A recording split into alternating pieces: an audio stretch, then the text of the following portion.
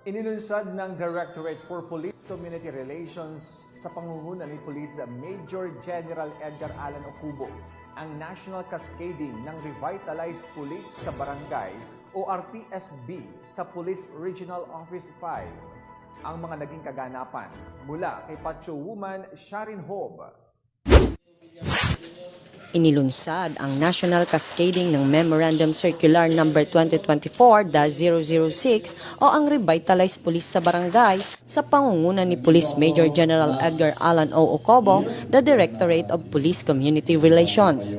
Ang nasabing aktibidad ay ginanap sa Police Regional Office 5 Multipurpose Building, Camp Brigadier General Simeon A. Ola, Legazpi City nito lamang ika-6 ng Marso, taong kasalukuyan na dinaluhan ng mga key officials ng Police Regional Office 5 sa pangunguna ni Police Brigadier General Andre P. Dizon at ang mga Police Provincial Offices, City and Municipal Police Stations sa pamamagitan ng Zoom platform.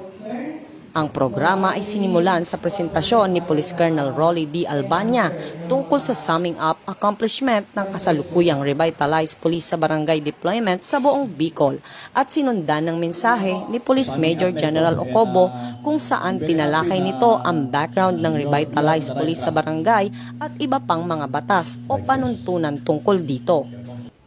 Tinalakay naman ni Police Colonel Esmeraldo P. Osilla Jr. ang nakapaloob sa nasabing Memorandum Circular, ang General Guidelines at Operational Cycle ng Revitalized Police sa Barangay at iba pang mga issues and concern na may kinalaman dito. Tuloy-tuloy na ang programa, so lahat na PRO, iikutan natin to introduce the new program of Revitalized Police sa Barangay. So lahat sila ngayon ay mag-a-align na doon sa kanilang mga programa. So expected ito na maging full blast na sa magmula ito sa mga barangay, ang mga probinsya. So the entire lalagyan natin ng RPSB team. So all over the country yung maging programa ng RPSB team.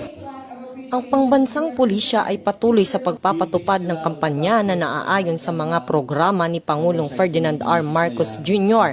na mawakasan ang local communist terrorist group sa ating bansa para sa kaligtasan ng sambayanang Pilipino tungo sa mapayapa at mas maunlad na bagong Pilipinas. Mula dito sa Legazpi City, Albay, ako ang inyong Police News Network correspondent, Woman Sharin Hob, Alagad ng Batas, taga-taguyod ng Balita Pulis.